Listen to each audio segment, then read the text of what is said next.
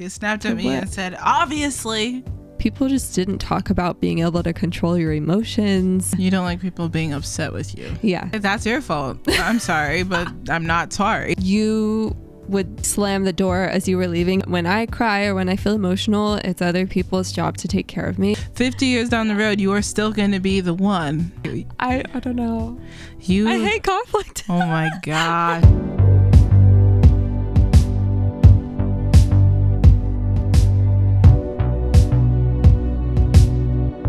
And we're back. Welcome to another episode of At Our Place with Megan and Sherell. I'm Sherell. And I'm Megan. If you don't know, we are wives turned bandmates and now podcast hosts. Woohoo. Yeah, how you doing, baby? I'm doing well.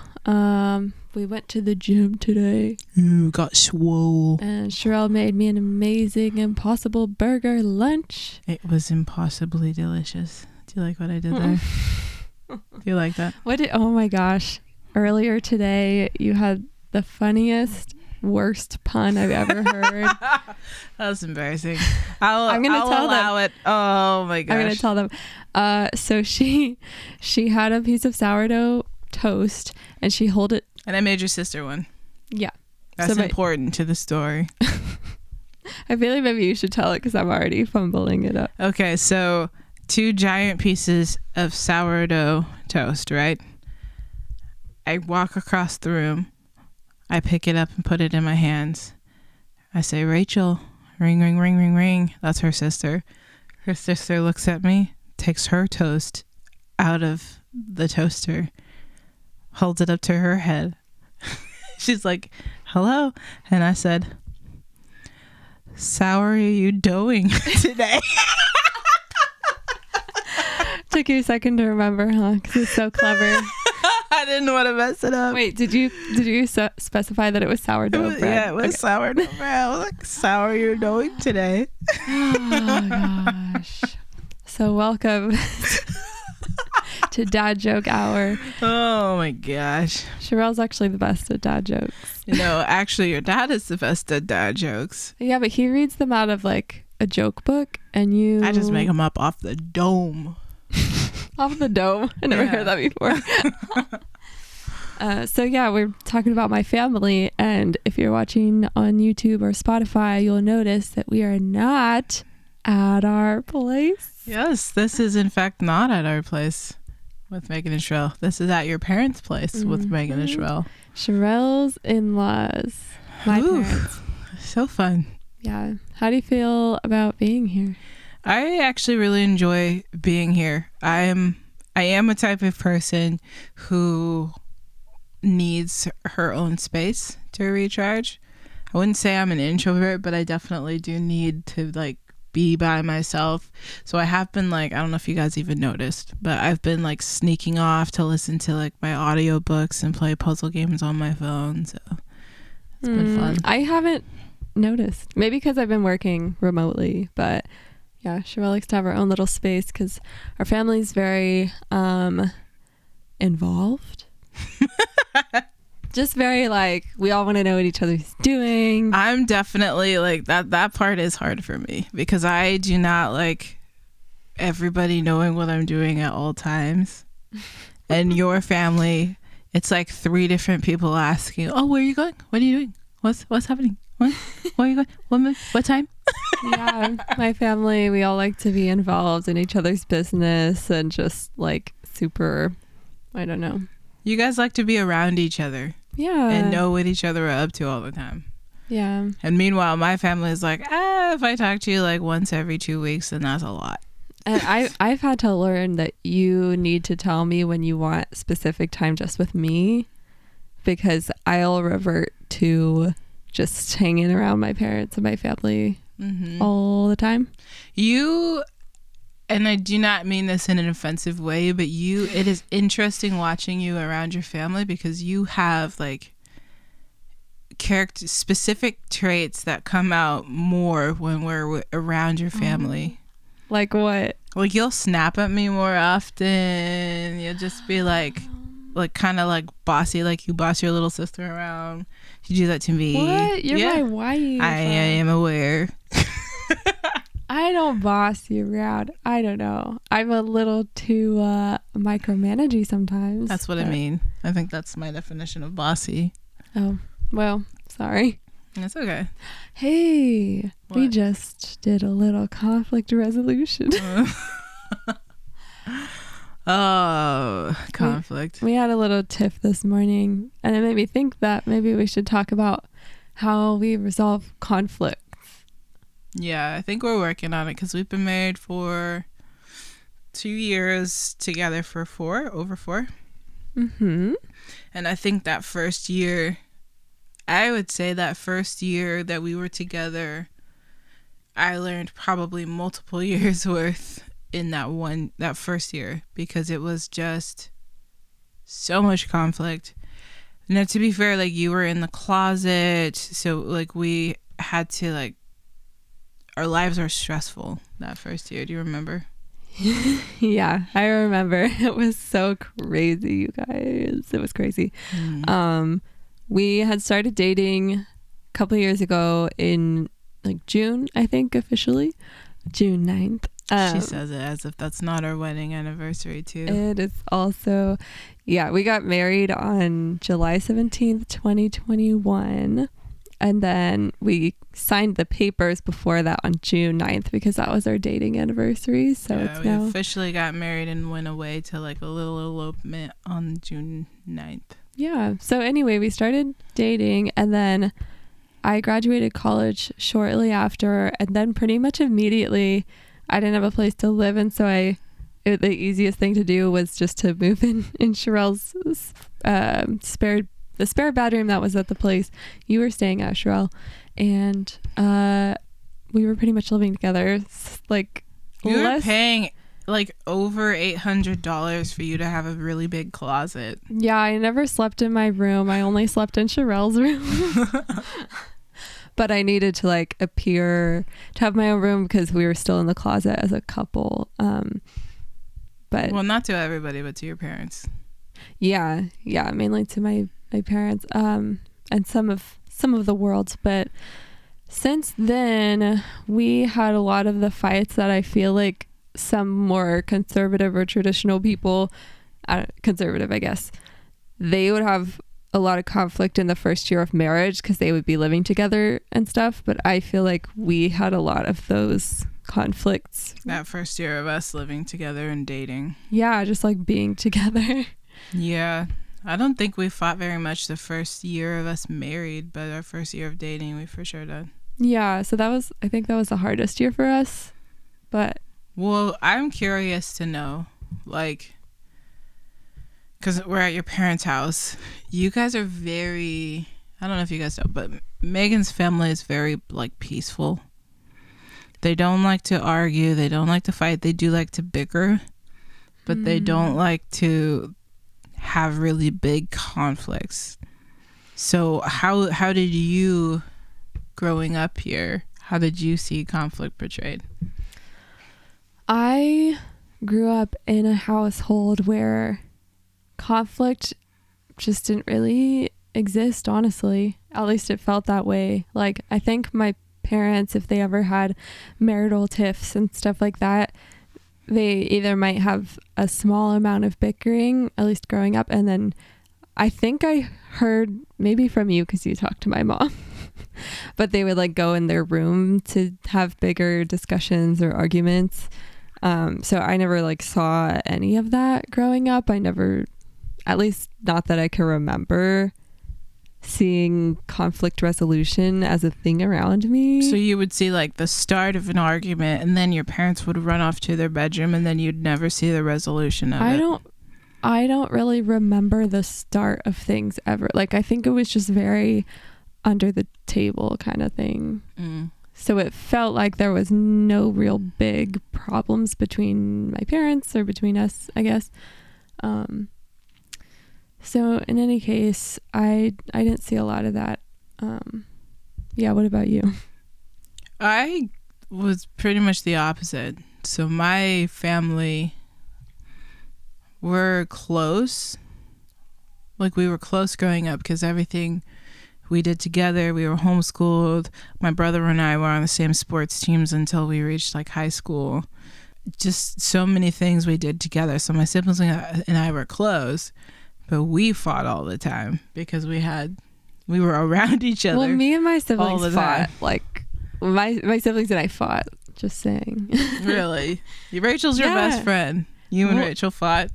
We stayed in the same room growing up. We had like bunk beds originally, so we fought because I was the clean one. She was a little bit messy.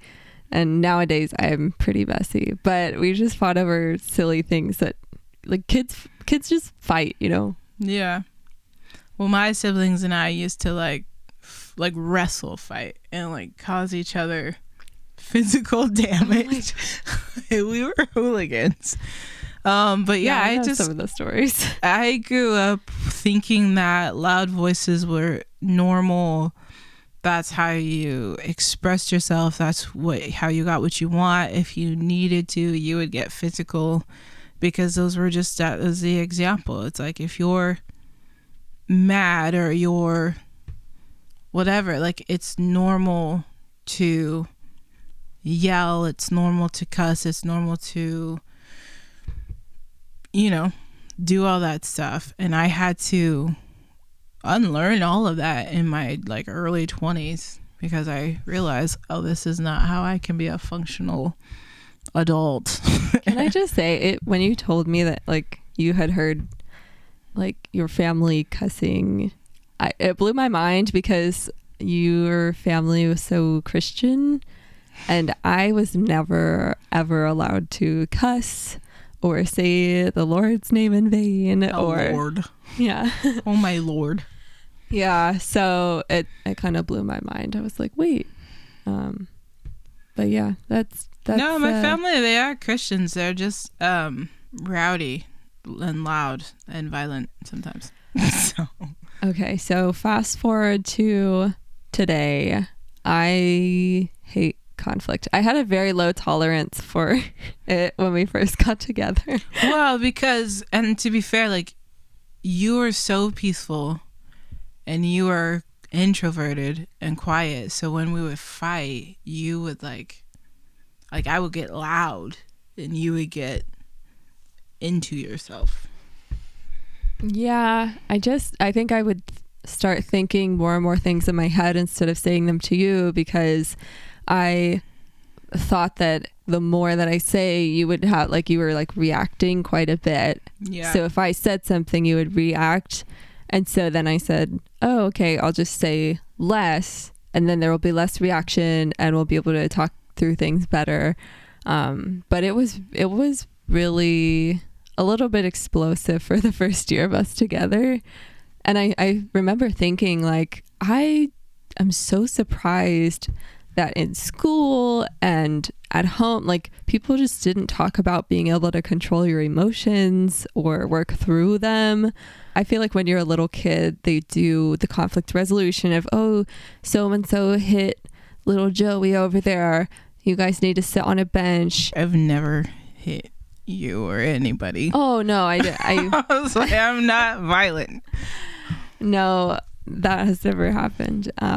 But I think I was mainly talking about when your kids, at least at the public school that I went to, they try to have some conflict resolution skills of you sit down, you say, my feelings are hurt. The other person says, I'm sorry. And you kind of are supposed to learn that stuff. But I never did anything wrong in school. Like I never practically had to learn how to do conflict resolution because I never was confronted with anything negative that I don't know.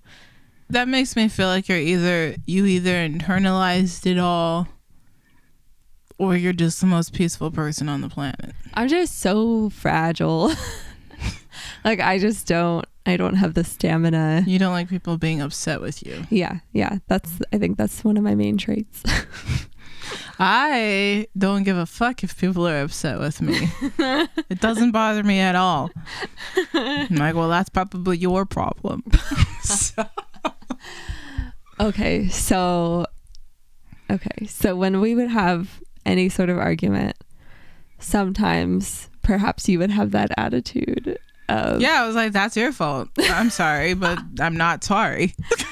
and then sometimes I would have the attitude of, well, I didn't try to hurt your feelings. I don't want you to be mad at me, blah, blah, blah. Yeah.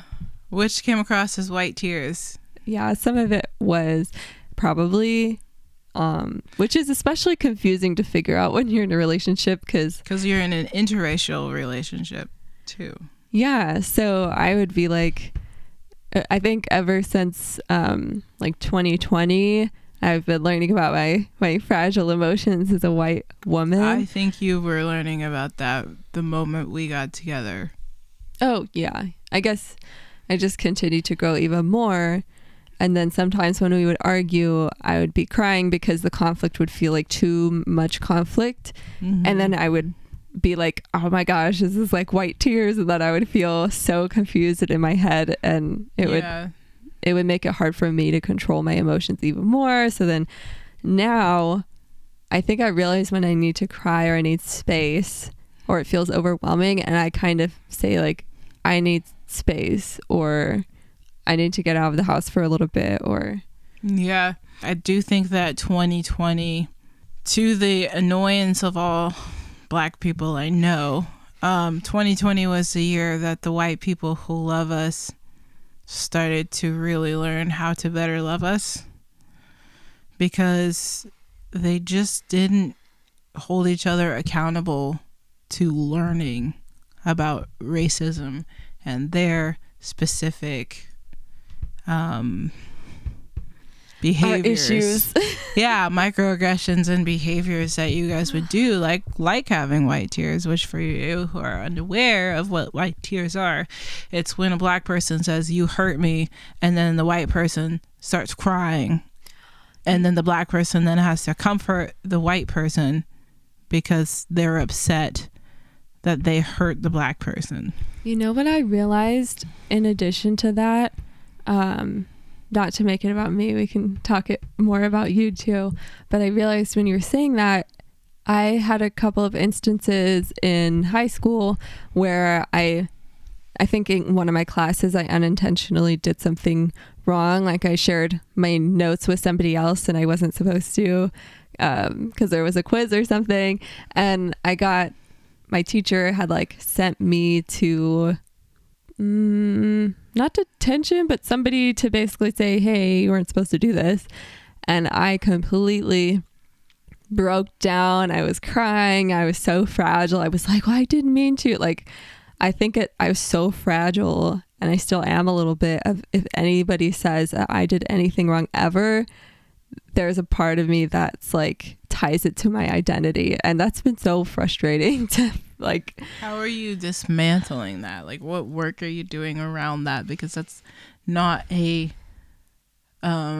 sustainable way to move through life. I know it's well, personally I haven't done much, but I think I've grown every single time.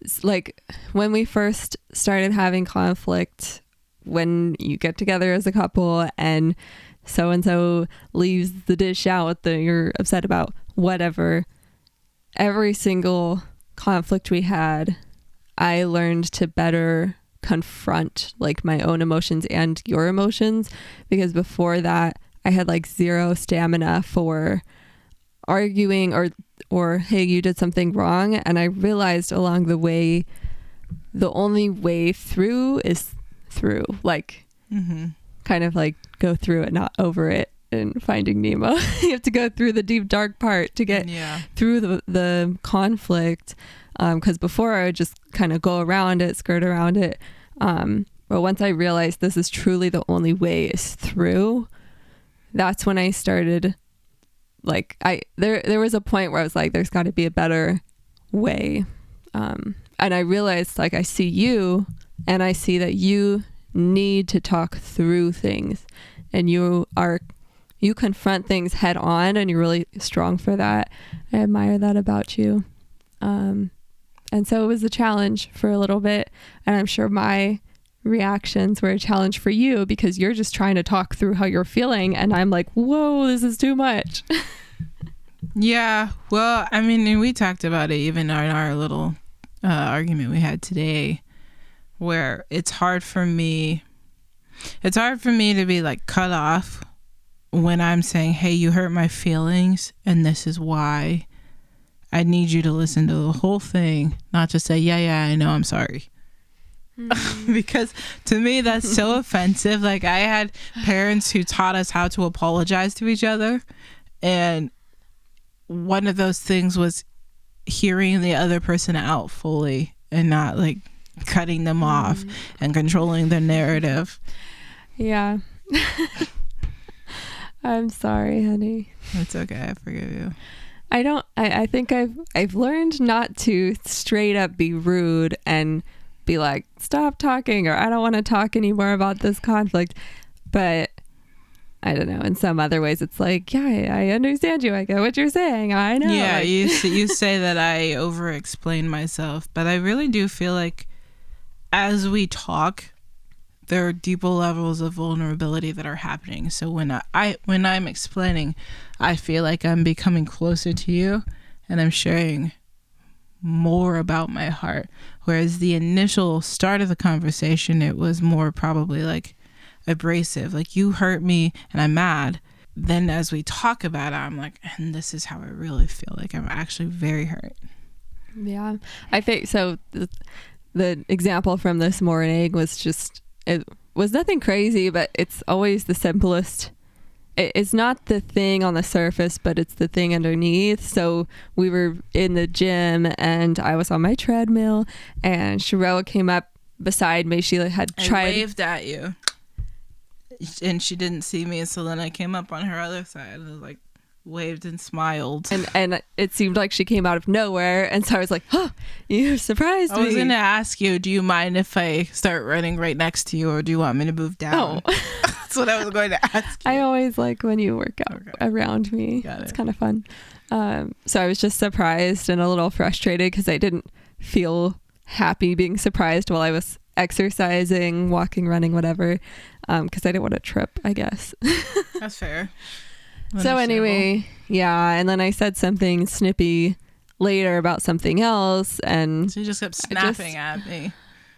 Yeah, I was just defensive about something else, and I don't know. So after that, we were like, okay, let's talk through things. Well, I think I looked at you after you snapped at me again, and I just like put my headphones in, and just my feelings were so hurt. Okay. So okay. Well, I'll tell them. And I just was like, I'll tell them what happened. So we were on the treadmill. Is it treadmill or treadmill? No, meal. This is funny. It's a mill. I was on the treadmill and Sherell was running, and I said 5. Like I held up my open hand to say 5 minutes ? Yes or no? And she was like, 5 minutes? And I was like, yeah, 5 minutes. And she was like, well, did you ask Rachel when she wants to leave? Because we were working out with her sister and we didn't come to the gym with like a time frame. Yeah. So I think I wasn't being super considerate because I was like, oh, if we say we're good, then Rachel will probably be good to go. I didn't think it through that far. So I said 5 minutes and you said, did you ask Rachel? And I said, well, I when would I have or something, just like. You said, obviously. Obviously what? That's what you said. You snapped at me and said, obviously. I was like, I didn't text her yet, obviously, or something. I don't know. All I heard was the I will obviously thing. Yeah. And so I was like, it was embarrassing for me because not only was my wife talking to me like that, and it was unexpected and it hurt, but there was also a room full of people like listening and looking. I didn't notice everybody because they were all behind me, I guess. So I just put in my headphones and was like, that's it. I'm done. Oh, yeah. But that's not to shame you now. That's just like that. I know. I think I just got defensive because you were basically saying we should ask Rachel when she wants to leave, and I was like, kind of got frustrated of like, well, you're saying I don't care. I literally wasn't saying any of that. I was just saying maybe she's gonna need more than a 5-minute notice. Yeah. Because cool downs are typically like 5 minutes. Yeah. I feel like sometimes you bring out like the worst side of me because I just, no, not like, I mean, isn't the same thing happen to you? I don't think you bring out the worst in me. I think that I am immature all on my own. So. Okay, yeah, reframe. Anybody could bring out the worst side in me. I just don't have, like, you're the closest relationship to me, therefore you see all sides of me. Yeah. You see my fragile ego, you know, getting in the way, and yeah, I guess I still have work to do. I think that's going to be a sentiment that we both share for the rest of our lives because we're both growing. I do remember talking to my therapist about a thing that kept happening when we were in conflict with each other. Because this interesting thing kept happening every time we would have conflict.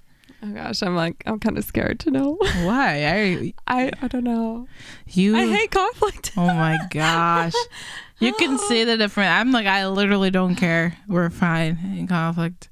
But I had an ex who was emotionally unstable with me. So she would use her emotions to, and I don't even think she realized she was doing it, but she would use her emotions to control my actions. So she would get really, really, really upset, and she knew that would like control what I would do, like because I would like need to take care of her, or like if she would burst into tears, that means I would need to, you know, if I tried to hang up, if I tried to, you know, go hang out with people or whatever, like she would just use her emotions to be very controlling of me. So when you and I started dating and you cried, like I just had this thing where I was shut down.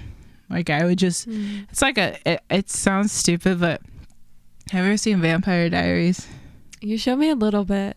So I'm a huge fan of the Vampire Diaries, and they can like turn off their humanity. It's like a switch. Whoa. It's a switch where they could just go like full monster mode.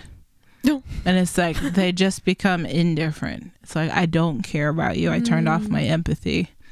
So I feel like that's similar to what I would do with you, and you would cry because my body and brain were protecting me from being like emotionally abused again. So I would just be like, I'm not responsible for this. I don't care. I'm flipping the switch.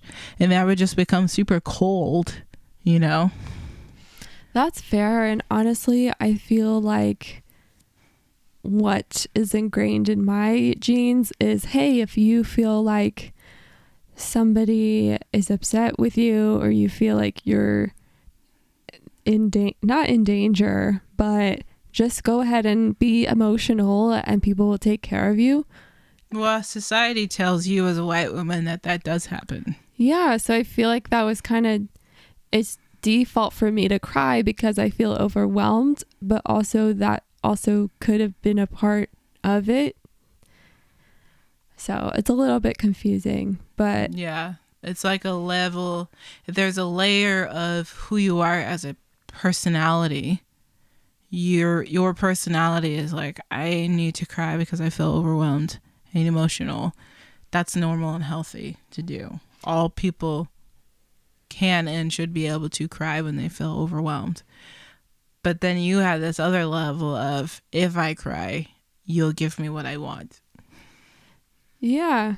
And I definitely, for the first year or two of us being together, I was expecting, when I cry or when I feel emotional, it's other people's job to take care of me. And I think that's what I've been taught, honestly, by the world, by my parents. Like, I was just taught, like, I am a girl, and if I am sad, other people come and say, why are you crying, or give me a hug or something like that. And it's not, I just didn't get or know the message until later that, like, I'm in charge of my emotions. And so I think what I was trying to say is, it makes sense that your body was a little bit freaked out if, like, you are trying to control me with the crying and the just being so upset.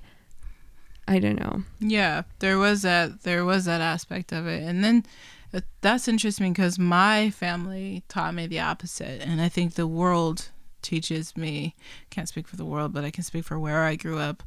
Those parts of the world in my culture taught me, as a Black woman, I don't get to show extreme emotions because nobody cares. You know, nobody's listening, nobody cares. You're just gonna have to suck it up and move forward. And my mom and my family, like, we were all very kind of like, tough it up. Like, suck it up, tough it up. Like, we've literally, like, my siblings and I, we've like cut ourselves or broken bones, or like, because we were rowdy. Like, we've gotten like seriously injured, and my parents have been like, I do not have time to take you to the hospital. Like, this better be serious. And then they're like taking the x-ray. Yeah, yep, it's broken.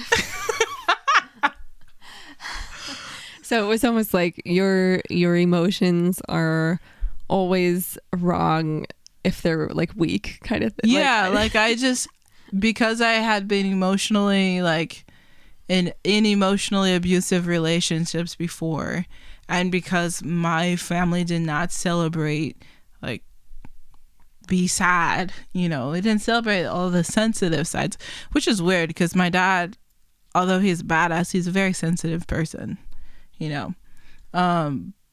But we just didn't have time to like sit and feel things all the time. There was always something to do, something to work on, just move forward. So yeah, I think I viewed crying and having those emotions publicly as like weakness, because I cried in my room alone as a kid, but I never did it around people because I was like, this isn't for you. If I had the choice, I think I normally would cry alone because my family didn't have very much conflict, and so everything vulnerable was kind of internal, I guess. Like I feel like me and my family members weren't super vulnerable in a communication way in general, so that was another layer too. Our relationship forced me to grow up a lot. Like, my therapist and I worked through Megan is not trying to emotionally abuse you. Like, like, we did these exercises where I could see the proof, see the evidence of your love again and again and again. So when my brain would tell me the story of, you're trying to emotionally manipulate me, you're trying to X, Y, and Z, I would literally have the proof in the history of our relationship that you loved me and you were not being dangerous. So I just kind of, I work with my therapist to rewire my patterns, and and it's given me that pause that I've needed to not be so reactive. I'm glad. I'm very thankful for you being able to feel safe with me most of the time. I feel safe hopefully with you all the time. I think the times when I don't, it's not feeling safe. It's like there are times when you are acting out of your ego or whatever it is, where I feel misunderstood. And then that makes me feel unsafe to the public, because then I feel like, okay, well, if my wife isn't out here on my side because she's all in her feels, then I'm on my own out here. So how do we resolve conflict with each other?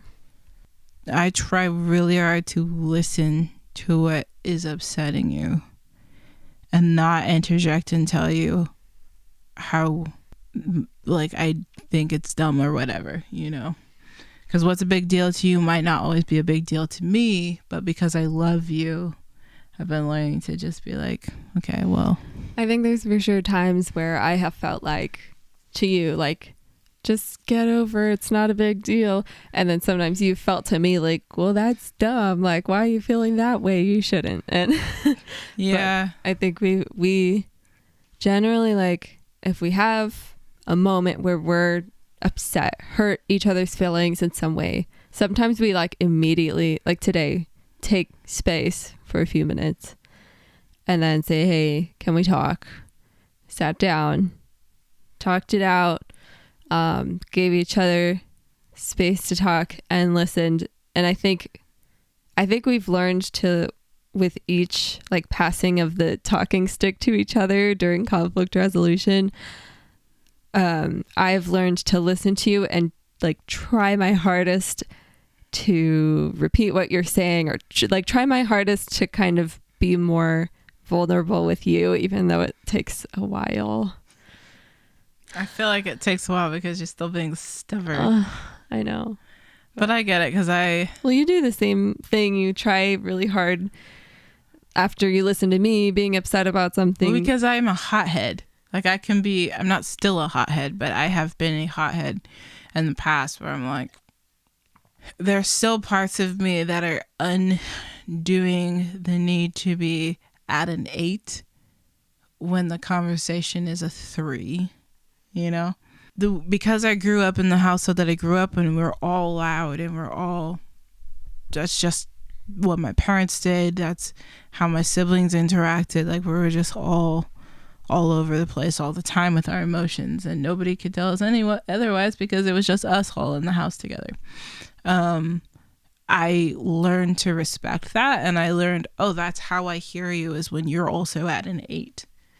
Well, I think I've had to go from needing to be a 0 all the time to like a 3 when, I don't know, we need to like meet each other in the middle and talk about things. I feel like tell me if I'm wrong, but I feel like you've just been becoming more authentically you. Yeah, I think we talked about this in one of the previous episodes, but ever since I came out to my parents when we got together, I've been able to deal with conflict way easier.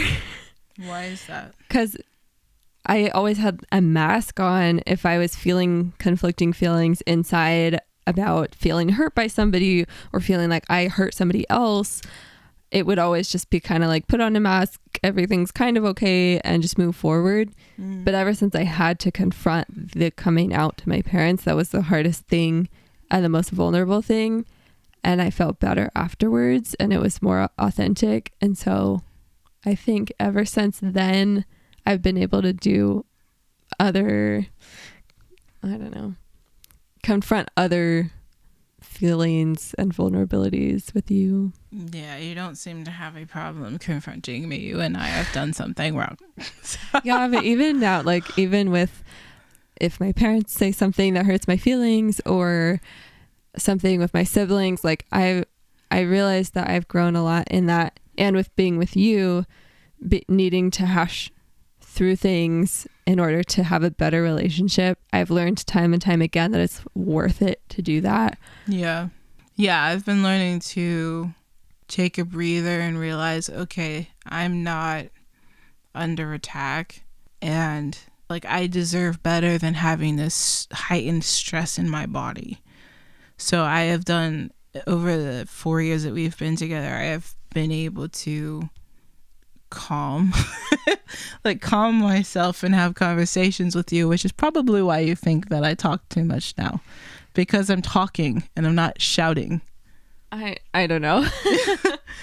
I appreciate you realizing that the same message will come across at a lower volume. Well, that was therapy. Yeah. Therapy and you showed me, oh my gosh, I can be respected and heard and I don't have to shout, which has been really like a lot better for my own mental health and for our relationship. And I learned that I should talk to you instead of trying to figure everything out inside of my head. Yeah, when you used to try to figure things out, that would just like escalate. That feeling like you were shutting down would make me want to escalate. We kind of set each other's like insecurities off. I think. Which I feel like is pretty normal in the beginning of a relationship. Oof, it's just hard. I feel like people could learn a lot more about conflict resolution growing up so that they can have healthier relationships. But I think maybe a big thing for us was like you learning with your therapist, like that you can't expect people to read your mind? Yeah, I had a therapist for a little while, and most of the stuff we would talk about was just in a season of you and I having just a lot of arguments that felt unnecessary but also kept happening. And so I would talk to her about how I would get really frustrated when this thing would happen, and that was the first time, I think at age like 24 maybe, that was the first time somebody told me, okay, in those moments you can do one of these 4 things. You can put a cold towel of water on your face and change your temperature. You can like tense up your body really tight and then let it go and keep doing that, like ways to kind of bring my energy or my emotional level down. That's the first time ever that even occurred to me that you're in charge of your own emotions. Yeah, and it's kind of a not humility, but humbling. Maybe humbling, a humbling thing of like, it kind of hurts my ego a little bit to be like, I am in charge and I need to change my emotions so I can come and be a better person to you. And it's hard to do that when I'm upset at you or something. Yeah, I get that. One big thing I learned in year 1 was when you're mad, you don't just get to storm out. Because I would do that often. I would just be like, I would get so mad. And instead of just continuing to shout, I would just grab my keys and leave. You would slam the door as you were leaving, and it felt like... I for sure slammed the door. That was like my little exclamation point on top of the argument. And it felt like another like shouting at me, or it felt like another hurt. I don't know. It just hurt my feelings, and it didn't feel like... Babe. It's okay. It just didn't feel like you saying, I need space, I'm going to go do this. It was, we're not figuring this out together anymore. I am going away. That was and I know where it comes from. Like growing up in the household that I grew up in, there's only so many ways I could take power. So I learned this is how I protect myself. I get the last say. So in those moments of conflict, instead of like facing you and admitting weakness, quote unquote, like, and admitting that my feelings were hurt, admitting that I was afraid to lose you, admitting that every single time we had a fight while you were in the closet, I was afraid that you would break up with me and live your straight life. Like, instead of facing those things, I took all of my power and said, I'm leaving before I could get hurt, and I'm slamming the door, and that's the end of the conversation. You know, it was a very immature thing to do that came out of a very deep fear. Man, I think I was crying a lot. I was frustrated a lot of, well, I didn't mean to hurt your feelings, or like not being able to take responsibility for anything I was saying or doing that would hurt you. And so I feel like that was like my part in it, I guess. I love you. I love you too. It's kind of tough talking about the conflict that we've had earlier on, and yeah, I think we've definitely grown calmer together. What's oh, and one thing I did want to say too is there is a point in an argument when everybody needs space. There's a break. Like, you don't, especially, I don't know if this is just because we're the stereotype, but like as women, like we could just talk and talk and talk and talk and talk and talk and talk and talk and talk. Like there's a point where it's just like, okay, nope, no more talk. I just need space. What's the myth that you're supposed to be able to sit down with your significant other and talk until things are resolved? That's a lie. Like, we were reading this marriage book by, I don't remember who, but we'll leave it in the show notes. 8 principles or 7 principles of marriage? I don't remember, but okay. It's a marriage book that we started reading because it's good for us. And they taught us that you don't actually need to sit there and listen to your partner insult you and complain about you and just be peaceful and quiet and calm, cool, collected until it's your turn, and then you get to do the same thing, and then this goes on until you reach a magical point of understanding. Like, you can just agree to disagree and then still be partners at the end of the day. Isn't it like after 15 minutes or something, you should just go on your own and do completely random things, like, okay, well, we're just gonna go about our little things and we can come back to it or whatever, because like your brain needs a reset after, like, because otherwise you're in fight, flight or freeze mode all the time, and the things that you're doing and saying aren't productive. They aren't moving forward. You're just like stressing out your body and heightening your body. And if we're having an extended conflict where we just don't seem to be going anywhere, I know in my head now, okay, I'm going to go out of the house to a coffee shop or whatever, or, and it's really hard to do that because my heart is like pulling towards, I need this to be resolved and we should stay and resolve this. But in my head, I know we need space in order to resolve this. Yeah, I hear that. And I'll say, like, well, like, even today you took a very long shower and then you had some alone time, and then I cooked, and I enjoy cooking. So we were able to just like, and then come together again. I think something that has really helped is, it sounds so cheesy, but like being married to you, being engaged to you, being committed to you, but like being married to you, it's like we have mutually agreed that we are each other's life partners. Barring abuse, addiction, or affairs, like, we are each other's life partners for the rest of this whole thing. Like, we've decided that together. That's exciting. I think the other day, it was so adorable, like, just a tangent. The other day I said, can you imagine in 5 years when blah, blah, blah, blah? And you said, wait, I just remembered that we're going to be together in 5 years. Like, you just remembered. I was like, wait a second.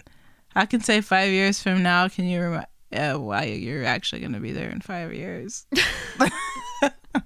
Like, what else were you thinking? Like, no, I just, like, I know that. But then to just realize this person that is my best friend and my favorite person on the planet, like, she's still going to be here 5 years, 10 years, like 40 years. How old am I? 50 years down the road. 50 years down the road, you are still going to be the one that is there. So, like, honestly, that has helped so much conflict, because I think a lot of my insecurities and fears stem from being left by you. I'm an adopted kid, so I have like this insecurity of like being abandoned, being left, being not good enough for someone to stay. And when you committed your life to me and I to you, like in our relationship and our engagement, now in our marriage, it eased my nervous system. I could tell it gave you a lot of peace, because this doesn't have anything to do with what I wanted to do and what I agreed to do, but you a lot of times felt like I was going to pull the rug out from under you. And well, that's because that has happened before in other relationships. Yeah, but I think you initially were the one that kind of, and I'm kind of like go with the flow type of person, so I'm not I wasn't as intentional in, hey, what about engagement or marriage? Like, I just wasn't as intentional about that, which I wish I kind of was on the same level as you. So you felt as like I was being intentional towards you. But well, I think and there's also that level of like, I'm 5 years older than you, so I had already reached a point of like, I'm not interested in the flings and I had already dated straight girls before and had my heart broken multiple times while they had their little like awakening and then went back to whatever they were doing before. And I wasn't interested in getting to know your family and sitting with you through your coming out. I wasn't interested in any of that unless it was, you wanted a future to see. Yes. So yeah, all that to say, I could tell that being like married was a bit of a relief for you, and it felt more peaceful for us in general. But it is nice thinking about 5 years and 10 years, and it was just I just brought it up because it was so sweet how you realized it suddenly. Oh yeah, you're gonna be here. Yeah, you were just like, oh wait, like we're gonna be together forever, for as long as we're here. Like, yeah, it's so wild to me. That's what my natural default is now. It's like, okay, we can fight, we can disagree. At the end of the day, she's still my wife, she's still my life partner. We're still gonna be good at the end of the day. So I think that's really just brought my nervous system to a place of like calm like the last few years. So well, I want to know what our people think as we kind of wrap this up. Like, I want to know personally what you guys have gone through in terms of conflict or relationships or even with family, like what maybe has worked for you. But yeah, feel free to leave a question and answer thing on Spotify. Yeah, also just a reminder, feel free to leave us, actually we ask you, don't even just feel free, but we're asking you to leave reviews, follow our podcast on whatever platforms you like, leave comments. Like, we want to build a little community around our podcast for you guys. I just gotta say, like, it makes me so happy, like just seeing, because we get to see how many people are listening, and it makes me so happy when I see that we bring joy or interest to people's days, you know, like, yeah, that's just like a crazy thought to me. I feel like we're sending us out into the stratosphere, just like pulling our people in towards us. That's what the podcast feels like. Like, oh yeah, there's our audiences there, our people are there, because all of our audience are people that we would physically have at our place. So I like that. Me too. Cool. All right. Well, is there anything else we got going this week, babe? I don't think so. I think we're taking a little vacation right now. So yeah. We don't have any gigs this coming week. So no. Yeah. Thank you again for listening. Brings us joy. So let us know if there's anything else you think we should talk about. But we're just going to keep chugging along, chatting every week. Thanks for being here. Do you have anything else you want to say? Nah, just thanks for coming to our place, for hanging out with us, for showing us some love. I'm curious to know how you guys resolve conflict and what your tips are, because we are babies in our relationship. Yeah. I know there could, like, there's probably friends listening that are much older and wiser that have gone through more than us, or yeah. So send us your stories. I think our email is atourplacepodcast@gmail.com.